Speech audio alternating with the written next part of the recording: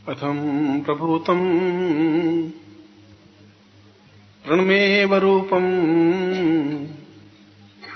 गुरुर्वै सहम्यम सददेव नित्यम अचिन्त्य रूपम अपरम अदैव देव्यं परेशां प्रणमं परेशम। शास्त्रों में सैकड़ों ग्रंथ, हजारों ग्रंथ लिखे गए हैं, कोई एक या दो ग्रंथ नहीं। जब चारों वेदों की रचना हुई तो उन वेदों को समझने के लिए उपनिषदों की रचना हुई, उपनिषद लिखे गए। और 108 उपनिषदों में भी वे ऋषि अपनी पूरी बात नहीं कह पाए। उन 108 उपनिषदों की वजह से ही हमारे माला के मन के 108 होते हैं, इसलिए 108 की संख्या हम शुभ मानते हैं। और उन 108 उपनिषदों में या ग्रंथों में गुरु उपनिषद सर्वश्रेष्ठ माना गया है, क्योंकि जब वशिष्ठ ने यह कहा कि उपनिषदो वै गुरुर्वै सताम यो, अगर सब कुछ प्राप्त करना है तो गुरु उपनिषद के अलावा कोई ग्रंथ प्रामाणिक नहीं है। जब विश्वामित्र ने इसी प्रकार की बात कही है, अत्रि ने इसी प्रकार की बात कही है, यहां तक कि शंकराचार्य तक आते आते शंकराचार्य ने कहा कि मैंने अपने जीवन में समस्त ग्रंथों को निचोड़ा है, पिया है, अनुभव किया है, और मैं दावे के साथ यह कह सकता हूं कि गुरु उपनिषद से बड़ा कोई ग्रंथ, चाहे ऋग्वेद हो, चाहे यजुर्वेद हो, चाहे सामवेद हो, चाहे अथर्ववेद हो, है ही नहीं। इसलिए नहीं है कि उन वेदों को समझने के लिए गुरु की ही आवश्यकता होती है। वही समझा सकता है कि वेद क्या है, वही समझा सकता है कि उपनिषद क्या है, वही समझा सकता है कि जीवन क्या है, वही समझा सकता है कि जीवन की पूर्णता क्या है। और मैंने यह श्लोक जो इस प्रवचन से पहले बोला है वह गुरु उपनिषद का श्लोक है। और इस श्लोक में बहुत ही उत्तम कोटि की बात कही गई है। उत्तम कोटि की बात इसलिए कि ठीक इसी श्लोक को शंकराचार्य ने भी कहा अपने शंकर भाष्य में, जो उनका सर्वश्रेष्ठ ग्रंथ है और जिसको आज पूरा संसार, उनकी फ्रेंच में अनुवाद हुआ है, उसका इंग्लिश में अनुवाद हुआ है, उसका सभी भाषाओं में अनुवाद हुआ है। कठिन ग्रंथ है, फिर भी इस बात को स्वीकार किया है अंग्रेज विद्वानों ने और अमेरिकन ने और फ्रांस ने और जर्मनी ने भी, जापान ने भी, कि इसमें जो कुछ तथ्य है वो अपने आप में अद्वितीय है। और वे के वे भाव शंकराचार्य ने भी कहा है कि सताम वै परेवम प्रणवम परेशम गुरुर्वै पदे पूर्ण मदेव नित्यम अचिंत्य रूपम सहितम सदैव आत्मानुभूति परमम परसम पदैव। और उस श्लोक का अर्थ और इस श्लोक का अर्थ एक ही है। और वो श्लोक लिखा गया आज से 40,000 साल पहले, ये श्लोक लिखा गया आज से 3,000 साल पहले। इसका मतलब 37,000 सालों तक ये विचार हमारे शास्त्रों में मंथन करता रहा कि यही जीवन का सार है, यही जीवन का आधार है, यही जीवन की पूर्णता है। ऐसा इस श्लोक में क्या है? क्यों इस श्लोक को इतनी महत्ता दी गई है? इस श्लोक में यह बताया गया है कि व्यक्ति अपने आप में पूर्ण है ही नहीं। पूर्ण तो प्रभु पैदा करता है। जब एक गर्भ में बालक होता है तब वह पूर्ण होता है। इसलिए पूर्ण होता है कि बहुत अच्छा सुसज्जित, इसके भाष्य की बात कर रहा हूं मैं, श्लोक तो अभी बाद में बोलूंगा, यह श्लोक का अर्थ तो बाद में करूंगा। इस श्लोक का भी भाष्य किया गया, श्लोक का भी सरल अर्थ किया गया, उस सरल अर्थ का भी फिर सरल अर्थ किया गया, तब लोगों को कुछ समझ में आया। उसने कहा कि बालक जब गर्भ में होता है तो उसको वैसी ही सुख सुविधा होती है जैसे किसी करोड़पति को अपने ड्राइंग रूम में बैठने पर होती है। ड्राइंग रूम में भी न सर्दी लगती है न गर्मी लगती है, एयर कंडीशन होता है, हीटर लगा होता है, एक सोफा लगा होता है बहुत अच्छा, किसी प्रकार की उसको तकलीफ नहीं होती है, और भोजन की चिंता नहीं होती, खाने पीने कमाने की चिंता नहीं होती, सब कुछ सुविधाएं होती हैं। ठीक ऐसे ही सुविधा उस गर्भ के बालक को भी होती है। कोई तकलीफ उसको नहीं होती, न सर्दी न गर्मी न बरसात, न चिंता न परेशानी न तनाव। और उसके बावजूद भी वह उन सब सुखों को लात मार करके जन्म ले लेता है। इसलिए उसको पूर्ण माना गया।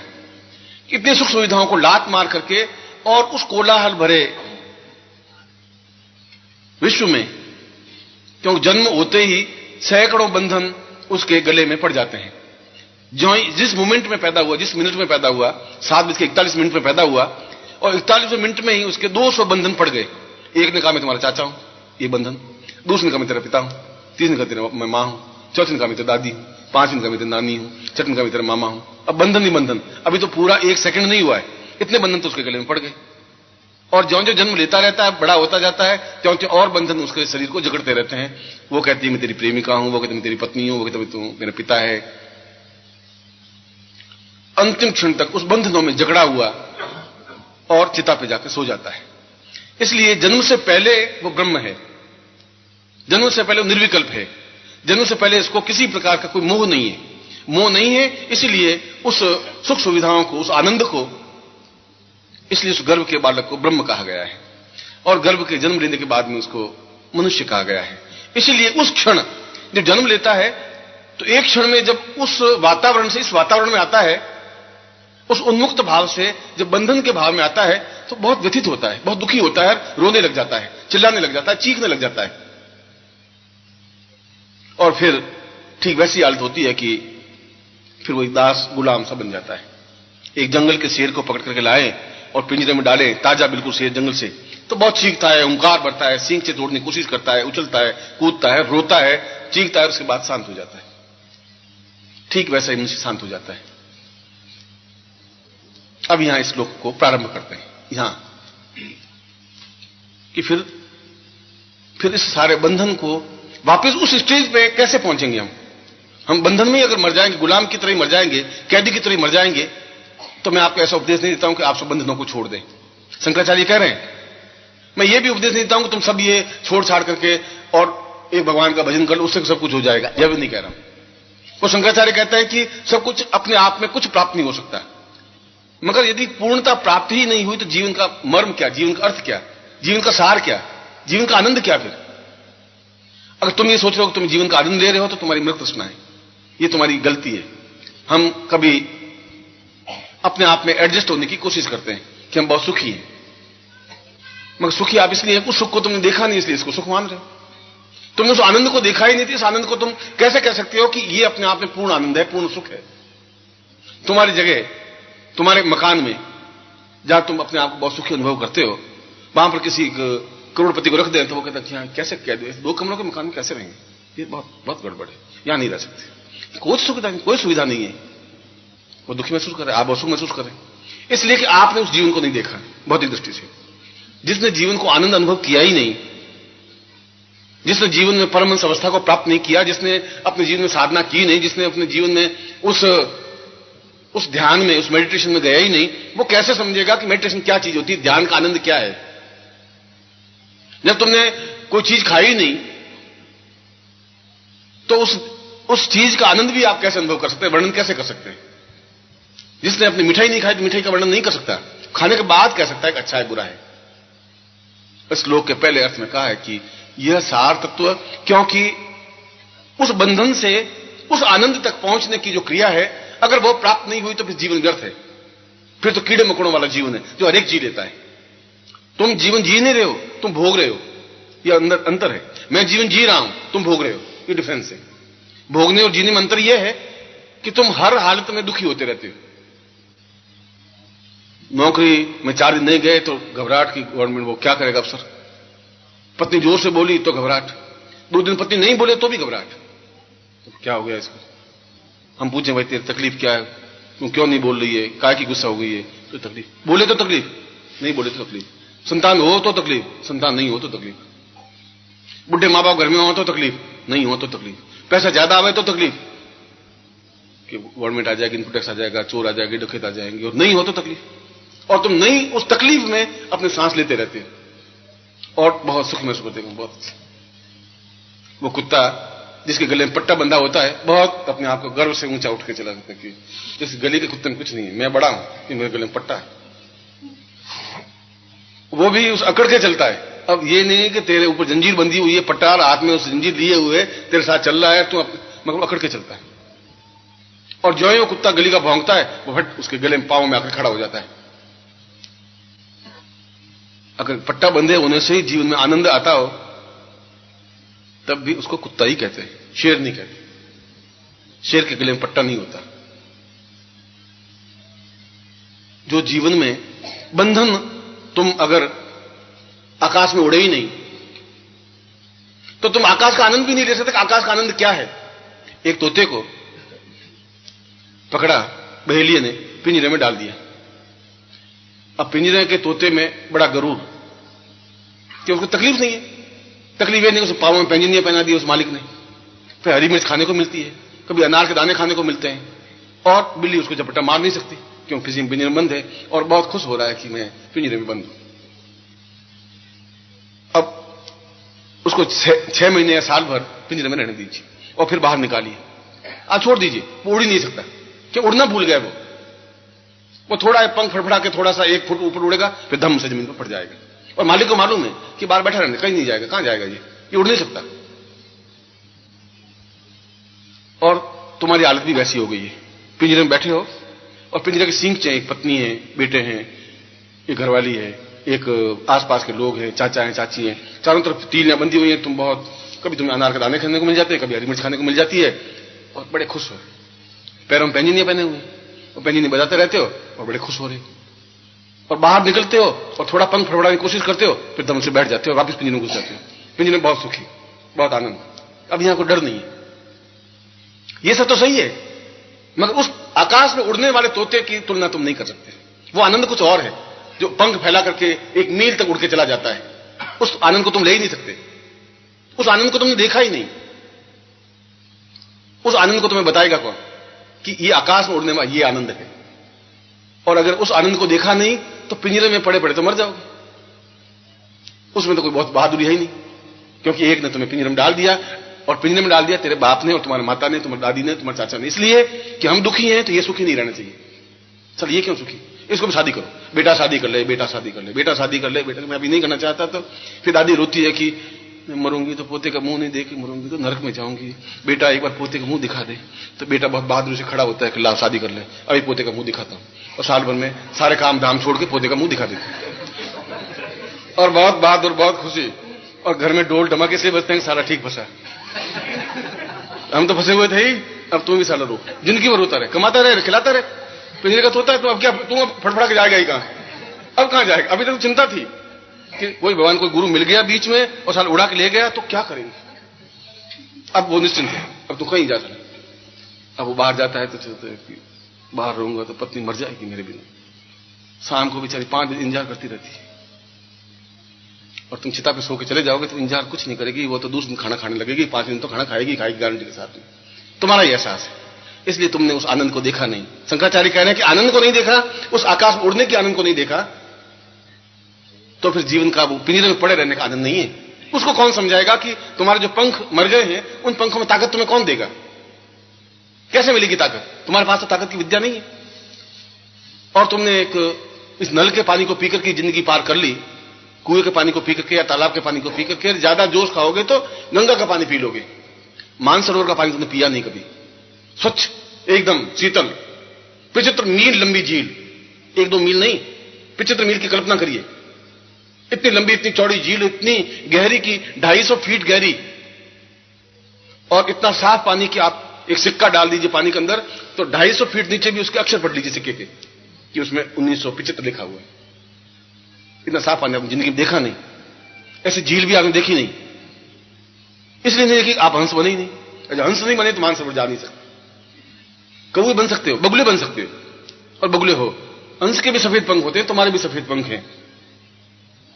और एक बार हंस ने और बगुले ने बहुत कोशिश सोची कि चलो हंस उड़ता है, अपन भी उड़े, इसमें मेरे फर्क क्या है? इसके भी चौंच है, मेरे भी चौंच है, इसके सफेद पंख है, मेरे भी सफेद पंख है, ये भी पक्षी, मैं भी पक्षी हूं, इसमें कौन सी बड़ी बहादुरी होती?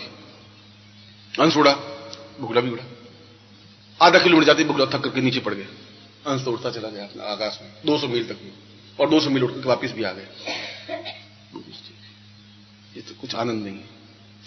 और हंस ने डुबकी लगाई मानसरोवर में तो 5 किलोमीटर जाकर के बाहर निकला। जब तुमने मानसरोवर देखा नहीं तो उस आनंद को नहीं देख पाओगे। ताल तलैया के पानी में वो आनंद नहीं है जो मानसरोवर के पानी में है। जब तुमने देखा ही नहीं तो कौन दिखाएगा तुम्हें वो पानी? और घर वाले तुम्हें दिखाने देंगे नहीं, क्योंकि वो तो हर एक की बात सोचेंगे कि ये जाना नहीं चाहिए कहीं, और उसके लिए 100 प्रकार के नाटक होंगे। पत्नी रोएगी, चीखेगी, चिल्लाएगी, कहां जाते हो, उन गुरुओं के पास कुछ नहीं है, तुम घर में क्यों नहीं रहते हो? चाचा कहेगा तुम दिमाग खराब है तुम्हारा, अरे कुछ नहीं है, वो तुम्हें ठग रहे हैं, मूर्ख बना रहे हैं, कमाओ धमाओ, देखो हम जब नहीं गए तो हमारा क्या बिगड़ गया, हम कौन से मर गए, तो तुम भी नहीं मरोगे, तुम कहां जा रहे हो? वो सोचता है कि क्या करें, वो बेचारा मन मार के बैठ जाता है। फिर भी जाने की कोशिश करे तो पत्नी भूखे रह जाएगी, मरने लगेगी, बेहोश होने लगेगी, नाटक करेगी, और तुम सोचोगे चलो अभी नहीं, अगली बार जाएंगे, और फिर अगली बार जाएंगे, फिर अगली बार जाएंगे। फिर एक मार्ग में एक बहुत सुंदर स्त्री मिलेगी जिसका नाम मृत्यु है, वो आपको थपकी देकर के सुला देगी। इस जिंदगी फिर गुरु नहीं मिलेंगे भी नहीं। इसलिए नहीं मिलेंगे कि तुम में वो ताकत नहीं है, हिम्मत नहीं है। जब डुबकी लगाने की तुम्हें ताकत आएगी नहीं तो उस गहराई को देख भी नहीं सकोगे। उस समुद्र के किनारे, उस जो बंबई का समुद्र है या मद्रास का समुद्र, उस किनारे बैठ जाएगी तो जो लहर आएगी तो कुछ घोंगे लाएगी, कुछ कंकर पत्थर होंगे, वहां कुछ सीपी होगी, उनसे झोली भर के मर के चले जाओगे घर में। मोती नहीं ला सकते, तुमने मोती आनंद लिया ही नहीं। एक चमकदार शुभ्र मोती एकदम से वो तब मिलेगा जब समुद्र में बिल्कुल छलांग लगा दोगे। तुम्हारे पावों में छलांग लगाने की हिम्मत नहीं है। इसलिए नहीं है कि तुम्हारे पंखों को मार दिया गया है, तुम्हारे घर वालों ने खत्म कर दिया है। और कभी मैं उत्तेजित करता भी हूं, अरे तुम चिंता मत करो, क्या हंस बनो तुम, थोड़ा सा जिंदगी में देख तो लो, पहले हंस भी बन, तोते बन के देख लियो, अब हंस बन के देखो, और फिर दोनों में से जो अच्छा लगे वो मानिए। मैं तुम्हें ये कहता हूं, मैं उड़ने की कोशिश करते हो, 2-3 फटफट करते हो, फिर जमीन पर टिक जाते हो। और मैं कहता क्या हुआ कि गुरु जी क्या है कि घरवाली बहुत बहुत दुखी थी बेचारी। मैं निकला गुरु जी, आपके घर आना था, मगर वो बीमार हो गई गुरु जी, और रोने लगी। तो खाना नहीं खाया गुरु जी, आप बात मानिए। मैं मान रहा हूं भैया, एक सिंचा और ज्यादा बढ़ाया हुआ है, 218 तीर लिया, तेरे 19 तीर लिया, और क्या होगा? तुम मानसरोवर नहीं जा सकते, तुम आकाश में उड़ भी नहीं सकते, तुम उस आकाश का आनंद नहीं ले सकते कि आकाश में उड़ने की क्या क्षमता है, पंखों को फैला करके ऊंचे उठने की क्या क्षमता है, मानसरोवर में डुबकी लगाने का क्या आनंद है, तुम अनुभव नहीं कर सकते। और शंकराचार्य कह रहे हैं कि कौन समझाएगा तुम्हें कि ये आनंद कुछ और है? कौन तुम्हें अपने साथ उड़ाएगा? कौन 300 मील तक तुम्हें उड़ा के ले जाएगा? कौन ले जाएगा तुम्हें? चाचा चाची, माँ बाप, भाई बहन, उनके खुद के पंख मरे हुए, वो तुम्हें कहां से उड़ाएंगे? जो मुर्दे हैं वो तुम्हें कहां से जीवन दान देंगे? जिनमें खुद में क्षमता नहीं हो तो क्या समझाएंगे? और मैं ऐसा नहीं कह रहा हूं तुम पत्नी को छोड़ दो, मैं ऐसा भी नहीं कह रहा हूं तुम चाचा जी को छोड़ दो, तुम ऐसा भी नहीं कह रहा हूं मां बाप को छोड़ दो। मैं कह रहा हूं कि उसके बीच रह करके भी अपने पंखों को फैला करके आकाश में उड़ने की कला सीखिए, उनके बीच रह करके। और आप पूछेंगे गुरु जी ऐसा कैसे हो सकता है? तो मैं उदाहरण अपना खुद का प्रश्न करता हूं कि मैं तुम्हारी तरह ग्रस्त हूं, मेरी पत्नी है, पुत्र है, पोते हैं, पोतियां हैं, भाई हैं, बहन है, संबंधी रिश्तेदार हैं, और तुमसे ज्यादा बड़ा कुनबा है, तुम्हारे घर में 10-12 मेंबर हैं, और मेरे घर में 80 लाख शिष्य हैं। इतना बड़ा कुनबा है। उन सबकी तकलीफें सुनता हूं, उन सबकी परेशानियां सुनता हूं, और भी मुस्कुराता रहता हूं, आकाश में उड़ता भी हूं और डुबकी लगाता भी हूं। अगर मैं इतना सब कुछ रहते हुए उठ सकता हूं तो मैं उदाहरण देकर तुम समझा रहा हूं कि मैं भगवान कपड़ा बगड़ा नहीं हूं, साधु नहीं हूं, सन्यासी नहीं हूं। तुम्हारी तरफ सारी जिम्मेवारियों को झेलते हुए भी मैं उस आनंद को प्राप्त कर सकता हूं। इसलिए चिंता मुझे व्याप्त होती नहीं, तनाव मुझे नहीं होता है। इसलिए मैं रात को सोते ही नींद आ जाती है क्षण में। इसलिए चेहरे पर एक ओज है, एक नुनाई है, एक मस्ती है, और मैं तुम्हारे चेहरों पर भी वैसी चाहता हूं। शंकराचार्य कह रहे हैं कि यह सब कुछ तुम्हें गुरु ही समझा सकता है, तब जब तुम अपने आप को पूरी तरह से गुरु को अपने आप में स्थापित कर दो, गुरु को पूर्ण रूप से अपने आप में समाहित कर दो। और गुरु को पूर्ण रूप से समाहित करने का तात्पर्य क्या है? कैसे स्थापित कर दें, कैसे समाहित कर दें? समाहित कर अपने आप में जज्ब कर देना, अपने आप में मिला देना। पानी से जाने पानी मिलता है या दूध से दूध मिलता है, और तुम्हारे अंदर गुरु समाहित हो सकते हैं। बहुत सरल कला है। और प्रत्यक्ष समाहित होने से कितना फायदा होगा कि जो कुछ ज्ञान तुमने प्राप्त किया ही नहीं वो ज्ञान अपने आप मिल जाएगा, तुम्हें मिलेगा, क्योंकि वो ज्ञान का लेखक तुम्हारे अंदर समाहित हो गया है। इसलिए एक गरीब घर की लड़की जिसके घर में खाने की रोटियां नहीं, और एक लखपति से शादी कर ले तो शादी करते ही वो लखपति बन जाती है। आधा सेकंड लगता है, जो ही शादी हुई वो स्त्री भी लखपति कहलाती है। जो ही तेरी मेरी शादी हो जाएगी तो जो कुछ मेरा ज्ञान है, जो कुछ आनंद है, वो सब तुम्हें प्राप्त हो ही जाएगा, क्योंकि तुमने मेरे साथ शादी की है। इसलिए कबीर ने कहा है कि हे राम, मैं तो राम की बहुरिया।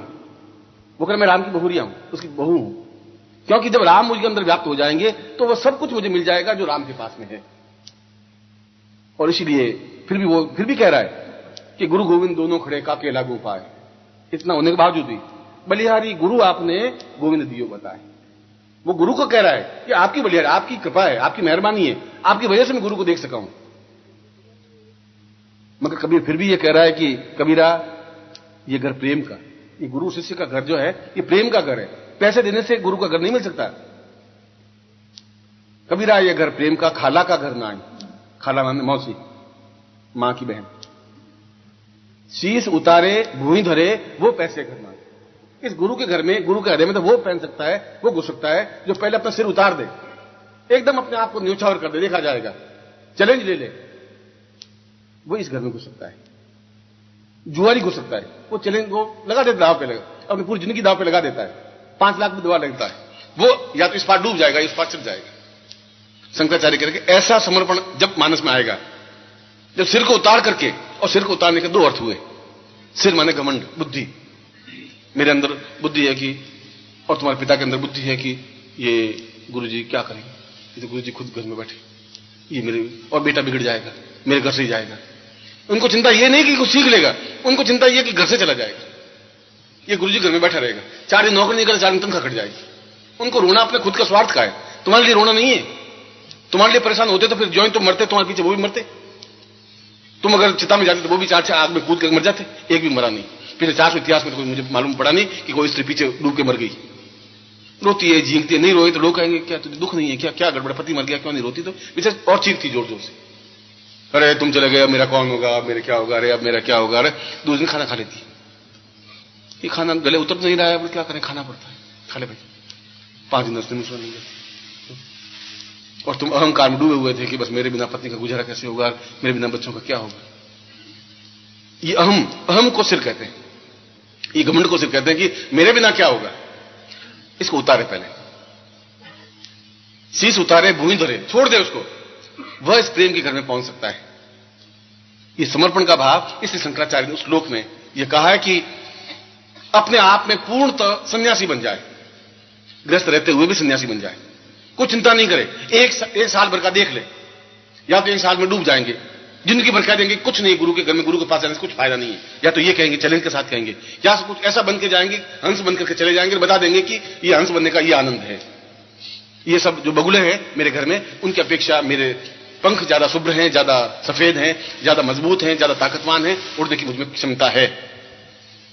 ये तब हो पाएगा, तुम अपने घर में रहकर के ये सब कुछ प्राप्त नहीं कर सकते, उस घर में पैंट करके कर सकते हो। और पैंटने की क्रिया तब है जब तुम सब कुछ दे दोगे तो अपने आप गुरु को प्रत्यक्ष कर दोगे। तुम कुछ चूकोगे नहीं, तुम कुछ हाथ से छोड़ोगे नहीं, और गुरु को अपने अंदर, तुम्हारे अंदर तो स्थापन जगह ही नहीं है। अगर गुरु बेचारा चाहे भी तुम्हारे हृदय में जाने का, तुम्हारे दिल में जाने का, तुम्हारे दिल में तो स्वार्थ और छल और झूठ और कपट और व्यभिचार और बदमाशी और इतना अधिक ठूस ठूस के भरा हुआ है। अब मैं खड़ा भी हूं तो कहां खड़ा हूं, कोई जगह ही नहीं। और फिर उसमें बुद्धि इतनी अधिक हावी है, पहले उसको थोड़ा साफ कर दीजिए, जगह इतनी जगह बनाइए जहां गुरु बैठ सके आकर। और वो तब हो सकता है कि जब चैलेंज के साथ में आप गुरु के साथ हो जाएंगे। और गुरु के साथ होने का तात्पर्य है कि जो गुरु के लिए अनुकूल हो वो कार्य कर लें। मैं अपने स्वार्थ के लिए नहीं, मैं नहीं कि मैं गुरु हूं, मैं तो उन शास्त्रों की बात कर रहा हूं, शंकराचार्य की बात कर रहा हूं। तुम अगर मेरे लिए कुछ कार्य करोगे तब भी मेरे कोई फर्क नहीं पड़ेगा, तुम नहीं करोगे तब भी फर्क नहीं पड़ेगा। जब 70 साल तक तुमने काम नहीं किया तो मेरा कौन से डूब गया कुंभा, और तुम कर लोगे तो कौन से मैं भगवान बनूंगा। और मुझे भगवान बनने की ख्वाहिश है नहीं, जब मैं भगवान हूं तो मुझे भगवान बनने की ख्वाहिश नहीं है। भगवान का तात्पर्य है कि जो पूर्ण ज्ञान को प्राप्त कर सके वो भगवान। कोई आकाश में टिमटिमाते हुए दिए को थोड़ी भगवान कहते हैं। जहां पूर्ण तो प्राप्ति हो, जहां एकदम से किसी प्रकार का तनाव नहीं हो, चिंता नहीं हो, कुछ व्याप्त ही नहीं हो। और मैं इस प्रकार से चिंता मुक्त हूं, मैं रखता ही नहीं चिंता, तनाव रखता ही नहीं। ये तनाव तो है कि वो आया नहीं, क्या तकलीफ है। यह तो एक तुम्हारे प्रति एक मोह बसता है कि क्या बात हुई, क्यों नहीं मिले, क्या तकलीफ है। अगर तुम तकलीफ में होते तो मैं तकलीफ महसूस करता हूं, और तुम्हें लाइन पर लाने के लिए कभी चाबुक भी मारता हूं, मैं खुद मारता हूं। महीने भर नहीं भी बोलता हूं, 2 महीने नहीं बोलता हूं, गुस्सा भी करता हूं, फटकारता भी हूं, प्यार भी करता हूं। ये तो क्रियाकलाप है। कृष्ण बहुत अय्याशी था, बहुत उसको प्रेम करने वाला था, और सूर ने और बाकी लोगों ने उनको इतना कहा कि बिना गोपियों के रह नहीं सकता था, ऐसा था ऐसा था, राधा के पीछे भटकता था, कदम के वृक्ष पर चढ़ा, सब कुछ था। और हमने ऐसा माना कि ये तो बहुत प्रेमी जीव है। या मगर जिस समय वो उद्धव लेने के लिए आए, क्रूड लेने के लिए आए, और रथ पे बैठा, और रथ पे बैठा तो रथ रवाना हुआ तो पीछे मुड़ के देखा ही नहीं गोपियां खड़ी है कि नहीं खड़ी है। निर्मुक्त भाव से मिला, तब भी उसी भाव से था, रवाना हो गया 1 सेकंड में, कुछ पीछे पलट के नहीं देखा। और हम अगर पलटे हैं तो पीछे उस पत्नी या प्रेमी का जो भी, अच्छा चिंता मत करना, मैं वापस आऊंगा, तुम क्यों घबराती है, मैं तेरे साथ में हूं, ये लेटर लिखूंगा, तुम ही मुझे लेटर लिखना, ये मेरा एड्रेस है, और तेरे बिना कैसे रहूंगा। फिर 2 बार फिर पीछे मुड़ के देखते हैं, फिर इधर देखते हैं, फिर मुड़ते हैं, फिर पलट के देखते हैं। उसने मुड़ के नहीं देखा। यह अनासक्त भाव था। और यह अनासक्त भाव जब जीवन में आता है तब मुझे प्रेम भी करना पड़ेगा, पर अनासक्त भाव से। मन में ऐसा कुछ स्वार्थ नहीं है। तुम्हारी आंख गंदी हो सकती है, मेरी आंख गंदी नहीं है, मेरा मस्तिष्क भी गंदा नहीं है, मेरे विचार भी गंदे नहीं है, क्योंकि मैं तुमसे ज्यादा आकाश में उड़ने की क्षमता जानता हूं। उस आकाश को नापा है मैंने, देखा है, और नाप के दिखा सकता हूं। मगर मुझे जमीन पर उतरना पड़ता है तो बुगलों के बीच में खड़ा भी होना पड़ता है, क्योंकि ये मेरी इच्छा है कि इन बुगलों को मैं हंस का रूप दे सकूं, तो मेरे जीवन की सार्थकता है। मैं इनको हंस बना सकूं, उड़ा के दिखा सकूं कि देखो ये आनंद है तुम्हारा, उस डुबकी लगा के बता सकूं। बाकी मुझे गृहस्थ में आने का कोई आनंद था नहीं। मैं सन्यासी रहा हूं, और अपने आप में बहुत अद्वितीय सन्यासी रहा हूं, जहां हिमालय का कण कण इस बात को एहसास करता है कि सन्यासी रूप ऐसा होता है। क्या जरूरत थी मुझे? मगर मैं ग्रस्त नहीं बनता तो ग्रस्त के लोगों को समझा नहीं सकता। सन्यासी ग्रस्त के लोगों को समझाए तो इफेक्ट पड़ता नहीं है। इसलिए तुम्हारे बीच आने के खड़ा होना पड़ेगा, मुझे बात करनी पड़ेगी। और तुम अपने आप में इतने न्यून हो कि अपने आप जैसे समझ लेते हो कि क्या है गुरु जी वैसे रखने हो, ये तुम्हारी भ्रम है, आंख का भ्रम। तुम्हारी आंख में कमजोरी है तो जब बगुले बैठे, मांस में बैठा है, तुम सोचोगे ये भी जरा बगुला है, ये तुम्हारी आंख की कमजोरी है। हंस को चिंता नहीं है, वो मानता मैं तो हंस हूं ही, मुझे क्या है, भले ये मुझे बगला कहे चाहे हंस कहे, उसमें क्या अंतर आ जाए। इसे शंकराचार्य श्लोक में कह रहे हैं कि जब 1 साल भर के लिए अपने आप को कुछ क्षणों के लिए, कुछ समय के लिए पूरा अनासक्त भाव से जुड़ जाओगे तो अपने आप तुम्हारे अंदर वो समाहित हो जाएंगे। समाहित होंगे ही तो एक्टिविटी से, क्रिया से, चिंतन से। चैलेंज तो लेना ही पड़ेगा। तुम सोचो हम चैलेंज भी नहीं ले रहे, सब कुछ मिल जाए, ऐसा नहीं हो सकता। जब ये शिष्य इतने छोड़ छाड़ करके अगर शास्त्री यहां बैठा है तो इनके भी कोई घर बात हो गई, कुछ ना कुछ हो गई, वो भाई बंधु संबंधी रिश्तेदार होंगी। मगर मैं 24 घंटे में 2 मिनट भी नहीं मिलता हूं, 1 मिनट भी नहीं मिलता हूं। 2 मिनट तो बहुत बड़ी बात, मगर उसके बाद भी इसके आंख में आंसू टूटता नहीं है। हर क्षण इसके माइंड में एक ही स्थिर है कि ये गुरु हैं मेरे। और यहां तक कि यदि कोई हनुमान जी का पाठ भी कर लेता है तो इसको मन में आग लग जाती है कि जब गुरु बैठे तो हनुमान जी क्या कर लेंगे, क्या करेंगे हनुमान जी, क्या हनुमान चालीसा का पाठ करना है। अगर ये भाव ऑटोमेटिकली अगर है तो उसके अंदर गुरु है ही, कहीं नहीं जा सकते। और जहां गुरु हैं वहां जीवन में, अगर शास्त्र अगर ये कह रहे हैं कि गुरु ब्रह्मा गुरु विष्णु गुरुदेवो महेश्वरा, और क्या गुरु ब्रह्मा और विष्णु, और जहां गुरु हैं वहां जीवन में, अगर शास्त्र अगर ये कह रहे हैं कि गुरु ब्रह्मा गुरु विष्णु गुरुदेवो महेश्वरा, और क्या गुरु ब्रह्मा और विष्णु महेश्वर तो बहुत छोटी चीज है, और गुरु साक्षात पर ब्रह्म, वो यहां तक कह रहे हैं। ये सब शिव और विष्णु तो सब छोटे हैं, इन देवताओं से भी ऊपर एक ब्रह्म है, और ब्रह्म से भी परम ब्रह्म वो है। इसलिए मैं गुरु को प्रणाम करता हूं, शिव को मान करके या विष्णु को मान करके नहीं कर रहा हूं। ये श्लोक मेरा तो है नहीं, और मैंने उनको कहा भी नहीं था ऐसा श्लोक लिख के रखना, किसी को सुनाऊंगा, मैंने ऐसा कहा नहीं था। ये तो 10,000 साल पहले का लिखा हुआ श्लोक है। और गीता में कृष्ण ने कहा कि अगर जीवन में, उस गीता का 18 अध्याय में कहा है कि जीवन में मैं कृष्ण से अपने जीवन के स्वरूप से 16 कलाओं से भी ज्यादा उच्च स्तर में गुरु को मानता हूं, कि गुरु में बनूं, और मैं गुरु बना हूं। इसलिए कहा है कृष्ण वंदे जगत गुरु, इसे शास्त्रों ने कहा है। कृष्ण को हम इसलिए वंदन करते हैं कि वो जगत गुरु हैं। कृष्ण के रूप में होने की वजह से हम उसको प्रणाम नहीं करते हैं, कृष्ण को वंदन करते हैं। कृष्ण वंदे, तुम किस प्रकार से उसमें समाहित होकर के उन कार्य को इतना ऊंचा उठा सको कि जहां एक हिमालय पर्वत से सामने खड़े हो जाए तुम्हारे लिए। ये छोटी मोटी पहाड़ी में क्या चढ़ना है तुम्हें, इसमें तुम्हारा कोई महानता नहीं होगी। तेंजिंग को हम और तुम जानते हैं, हिलीरे को तुम और हम जानते हैं, तो इसलिए कि तेंज उस हिमालय के सबसे ऊंची छोटी एवरेस्ट पर पांव रखा उसने, इसलिए हम उनको जानते हैं, लड़कों को, दोनों को। छोटी पहाड़ी में चढ़ने वाले का नाम न तुम्हें याद है न मुझे याद है। चढ़ना है तो फिर वहां चढ़िए, हिमालय पर चढ़िए, ठेठ गौरी शंकर पर, एवरेस्ट पर। ये प्राप्त करना है तो गुरु को अंदर समाहित करिए। उन ब्रह्मा और विष्णु को और रुद्र को और लक्ष्मी को उनको अपने अंदर स्थापित करने से क्या मिल जाएगा तुम्हें, क्या हो जाएगा? शंकराचार्य का उनसे कुछ नहीं होगा। जब वो सब कुछ है ही तो अपने आप में समाहित करने की जरूरत है। और समाहित करने का तात्पर्य है कि हम उनसे दीक्षा लें। इस लाइन में कहा है कि बार बार दीक्षा लें, क्योंकि हमारे अंदर इतना अधिक पर्दे पड़े हुए हैं, इतना अधिक छल और झूठ है। हम अहंकार वाली करें कि हमें कुछ चिंता नहीं, हमें कोई लोभ नहीं बच्चे, और हमें कोई मोह नहीं बच्चे। इस बच्चे कहने से काम चलेगा नहीं तुम्हारा। घर में बैठे बैठे गुरु गुरु गुरु गुरु करने से कुछ होगा नहीं। जब तुम एक्टिविटी में उतरोगे ही नहीं और घर में बैठे भी रहोगे, दूध उठने का तो दूध को नीचे भी रखोगे, गुरु जी को याद करोगे, इससे कुछ नहीं होगा। बिल्कुल क्रियाकलाप में आना पड़ेगा, एक्टिविटी में आना पड़ेगा, उनके कार्य को पकड़ना पड़ेगा, उसमें समाहित उसका हाथ बनना पड़ेगा, उसका पांव बनना पड़ेगा। या तो उनके गुरु के तुम हाथ बनो, या उसके पांव बनिए, या उसका पेट बनिए, या उसका मस्तिष्क बनिए, या उसकी आंख बनिए, या नाक बनिए, कुछ तो आप बनिए, उस शरीर में समाहित हो जाइए, फिर पूरी तरह से समाहित हो सकोगे। और हाथ का मतलब, हाथ बनने का मतलब है कि उनके हाथ में जो कार्य, उस काम को हाथ में बंटाइए, उनका पांव जो कर रहा है वो आप काम करिए, तभी कुछ हो पाएगा, तब उस समाहित होने की क्रिया हो पाएगी। और जब एक बार गुरु समाहित हुए तो गुरु का सारा ज्ञान, गुरु का सारा अनुभव, सारा जीवन, जिंदगी, उनकी धड़कन, आकाश मोड़ने की क्षमता और मानसरोवर में डुबकी लगाने की क्षमता, उस आनंद को प्राप्त करने से अपने आप प्राप्त हो जाएगी। उसके लिए तुम्हें इतने उपनिषद उतने न पढ़ सकते हो, न संभव है। अगर मैं 10 लाख मंत्र सुना सकता हूं, एक आदमी के बस की बात नहीं है 10 लाख मंत्र याद करना, 10 लाख, और मैं 10 लाख श्लोक आपको सुना सकता हूं। जिस शास्त्र का कहो, जिस पुराण का, जो उपनिषद का कहो, और चैलेंज के साथ में पूरे भारतवर्ष में एक भी सन्यासी योगी 108 उपनिषदों के नाम नहीं गिना सकता। तुम्हें चैलेंज मेरा, पूरे भारतवर्ष के सन्यासियों को और योगियों को और पंडितों को नहीं गिना सकते 108 उपनिषद क्या थे और क्या हैं। 20 से 25 उपनिषद याद है उनको, सिर्फ वो भी नाम याद है। और मैं आपको 108 उपनिषद पूरे पूरे मौके सुना सकता हूं। किसी उपनिषद में 2000 श्लोक है, किसी में 8000 श्लोक है, किसी में 70,000 श्लोक है, कुल मिलाकर के 8 लाख श्लोक है। 8 लाख श्लोक एक आदमी तो नहीं सुना सकता, आदमी को उसकी तो बात नहीं। इम्तिहान में बहुत मेहनत करते हैं 6 महीने, तब भी 4 पेज पूरी मौखिक याद नहीं होती। इम्तिहान बैठते हैं तो वो पैराग्राफ भूल जाते हैं, वो याद आते, नीचे वाला पैराग्राफ भूल जाते हैं। जब ये किताब तो मौखिक नहीं कर सकते तो 2 करोड़ श्लोक कैसे याद करोगे। और अगर किसी को 2 करोड़ श्लोक याद है तो जरूर कुछ विशेषता तो है, कुछ अद्वितीयता है। हम उसको नहीं पहचान पाएंगे तो ये तो हमारी न्यूनता है, उसकी न्यूनता तो है।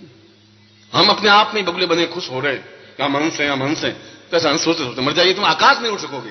ये सोचते रहिए, उसमें क्या आपत्ति है। इसलिए उसने कहा कि जब तक तुम गुरु से इन्वॉल्व नहीं हो जाओगे, पूरी तरह से मिक्सअप नहीं हो जाओगे, लीन नहीं हो जाओगे। लीन तब हो जाओगे जब उनके कार्य को अपने हाथ में नहीं लोगे, उसमें अपने आप में समाहित नहीं कर सकोगे। संन्यास बन करके पूरा देखा जाएगा, या तो इस पार डूब जाएंगे या इस पार बच जाएंगे, कोई न कोई बात आएगी दोनों में से। तब तुम्हारे अंदर गुरु समाहित हो सकेंगे। और गुरु समाहित होने के लिए ये डूबने की कला, समाहित होने की कला एक एक दीक्षा के माध्यम से, पहले सामान्य दीक्षा है, फिर दूसरी दीक्षा, फिर तीसरी दीक्षा है, फिर चौथी, फिर 5वीं, 6वीं, 7वीं, 8वीं। और दीक्षा तात्पर्य कि बार बार अपने अंदर के विकारों को मांझें। इतने अधिक विकार हैं, कई जन्मों के विकार हैं, इस जन्म का ही नहीं, इस जन्म का कोई ठेका नहीं तुम्हारा, कई जन्मों के विकार तुम्हारे अंदर हैं। वह गुरु समझ सकता है, वो तुम्हारे मांझे, एक बार मांझे, फिर दूसरी बार मांझे, फिर तीसरी बार मांझे, 8वीं बार मांझे। और इस दीक्षा के तो शास्त्रों में प्रमाण यह है कि दीक्षा गुरु कैसे दे। या तो गुरु को सेवा करें, गुरु की 4-5 साल उनकी रोटी बना के दें, उनको खिलाएं, उनके स्नान कराएं, उनको वस्त्र पहनाएं, उनके कपड़े धोएं, लंगोट धोएं, उनकी मालिश करें, उनकी कुटिया को लीपे पोते, और फिर 2-3 साल बाद जाकर के दीक्षा दे। या हम उनको द्रव्य दें, भेंट करें, वो दीक्षा दे। या हम कुछ ज्ञान दें गुरु को और गुरु से ज्ञान प्राप्त करें। 3 चीजों से ज्ञान प्राप्त हो सकता है, चौथा तो कोई तरीका ही नहीं। या तो 5 साल आप सेवा करें, दीक्षा लें, या आपके पास कोई ऐसा ऊंचा ज्ञान है कि वो ज्ञान दे, वो दीक्षा प्राप्त करें। आपस में समाहित होने की, ये पानी मिलेगा तभी तो पानी मिक्सअप होगा। तुम किनारे खड़े एक बाल्टी अलग पड़ी है कि मुझे पानी मिल जाए, मुझे पानी मिल जाए, ऐसा पानी नहीं मिल सकता। उन दीक्षाओं के माध्यम से, इस गुरु मंत्र के माध्यम से, और अपने आप को उनके प्रति समर्पण ये नहीं कि गुरुदेव गुरुदेव मैं तो आपको समर्पित हूं गुरुदेव, और फिर गुरुदेव मेरी पत्नी बीमार है तो क्या दवा दूं, और अब सौंप दिया सब जीवन का सब भार तुम्हारे हाथों में, गुरु जी मुझे शाम को घर जाना है, पानीपत। अब 1 सेकंड पहले बोला सब सौंप दिया, अब 1 सेकंड पहले घर जाना है, घर क्यों जाना, गुरु जी आप मालूम पत्नी करते, फिर तुमने सौंपा क्या। अब 1 मिनट तो तुम लैंड बोल रहा था, सौंप दिया, झूम रहे हो, अब सौंप दिया इस जीवन का सब भार तुम्हारे हाथों में, और मुझे अरे भाई आ तो रुक जा, जान दीजिए पानी पर जाना और गाड़ी चुक जाएगी, और सौंप दिया गुरु जी सौंप। ऐसा नाटक तो बंबई के एक्टर भी नहीं कर सकते। तो बताओ, मैं मन में सोचूं कि ऐसी एक्टिंग मुझे क्यों नहीं आती, क्या गड़बड़ क्या है। कभी कभी मैं बहुत गौरवान्वित महसूस करता हूं, कितने अच्छे शिष्य मेरे हैं कि आधे सेकंड में सौंपा, आधे सेकंड नहीं सौंपा, चलो आप अपने घर, मैं अपने घर, फिर महीने पर बाद आएंगे गुरु जी वापिस सौंप दिया गुरु जी, अरे अभी तक कहां थे, क्या बताएं। एक चक्कर था गुरु जी, उस चक्कर में लग गया गुरु जी, लखनऊ जाना पड़ा ऐसा बस। और तुम 10,000 साल तक सौंपते रहो, कोई फर्क नहीं पड़ेगा महाराज, ऐसा नहीं चलेगा काम, बहुत शाम हो गया, अब ऐसा नहीं चलेगा, अब ऐसा हाथ छुड़ा छुड़ा के भागने से काम तुम्हारा नहीं चलेगा। हर बार तुम्हारा हाथ पकड़ते हैं, हर बार तुम हाथ छुड़ा के भाग जाते हैं, उससे ये पूर्णता प्राप्त नहीं हो पाएगी और जीवन कटता जा रहा है, जीवन बीतता जा रहा है। चाहे तुम शिष्य हो, चाहे शिष्य हो, चाहे पाठक हो और चाहे श्रोता हो, तुम्हारे अंदर का स्वार्थ शीश उतारे भूंजरे सब कुछ छोड़ना पड़ेगा, तुम्हें छोड़ना ही पड़ेगा। और 3 महीने ले लीजिए, एक्सपेरिमेंट करिए, 3 महीना, 6 महीना, साल, 2 साल, निस्वार्थ भाव से अपने आप को डुबाइए तो सही, और अपने आप को गुरु को पूर्ण रूप से अपने आप में समाहित करने की कोशिश करिए। वो दीक्षाओं के माध्यम से हर बार दीक्षा लूंगा और अपने आप को पूर्ण निर्मल बना करके उस बगुले से हंस के स्टेज पे आऊंगा। जब 8वीं दीक्षा लूंगा तो आना है मुझे, हर बार अपने पंखों में ताकत देनी पड़ेगी। गुरु अपनी शक्ति के माध्यम से, शक्तिपात के माध्यम से और ताकत देंगे, दूसरी बार और ताकत मिलेगी। पिंजरे के पक्षी होते हुए मैं जमीन पर आऊंगा तो फिर उड़ जाऊंगा, फिर मुझे चिंता नहीं है, क्योंकि मुझे अंदर इतनी पंखों में ताकत दे सकेगा वो शक्तिपात। वो अनार के दाने खाने से ताकत नहीं आएगी पंखों में, तो रोज खाता तो होता, उससे वो नहीं उड़ सकता। और ये क्रियान्वयन, ये मंत्र, ये दीक्षा, तीनों का स्टेज मिलना चाहिए। तुम खुद उस काम को संभालो जो उचित है। गुरु जी पूछने की जरूरत नहीं है कि गुरु जी क्या करूं, गुरु जी क्या करूं, इससे तो कुछ होगा नहीं। गुरु तुम्हें क्या के लिए काम सौंपेगा, वो क्यों कहेगा कि तुम ये काम करो मेरा, उनके तो कोई काम है ही नहीं। तुम्हें ये सोचना है कि मुझे क्या काम करना है, देख करके कुछ काम करने की जरूरत नहीं है। तुम्हें तो अपने आप में यह समझना है कि कहां जरूरत है मेरी, मैं कहां फिट हो सकता हूं, इस दीवार में कहां चित्र मेरा लग सकता है, वहां अपने आप को समाहित कीजिए। जो कुछ तुम्हारे पास है, जो कुछ तुम्हारे पास ज्ञान है, जो चिंतन है, उसमें समाहित होइए। और ये तीनों तरीकों से, एक तरीका ही नहीं, हम तीनों तरीके अपनाएंगे, मंत्रों के माध्यम से, प्रैक्टिकल क्रियान्वयन के माध्यम से और उनके शक्तिपात को प्राप्त करने के माध्यम से, दीक्षा के माध्यम से। और ऐसी स्थिति में उस चौथी पंक्ति में कहा है कि निश्चय ही गुरु चाहे या नहीं चाहे, ईश्वर चाहे या नहीं चाहे, परब्रह्म चाहे या नहीं चाहे, गुरु तो प्रत्यक्ष होगा ही, शरीर में होना ही पड़ेगा, क्योंकि तत्व है। बटन दबाएंगे तो रोशनी होगी ही होगी, अगर तार बिल्कुल सही है तो। ऐसा हो ही नहीं सकता कि बटन दबाए लाइट नहीं लगे, क्योंकि तार तो बिल्कुल सही है।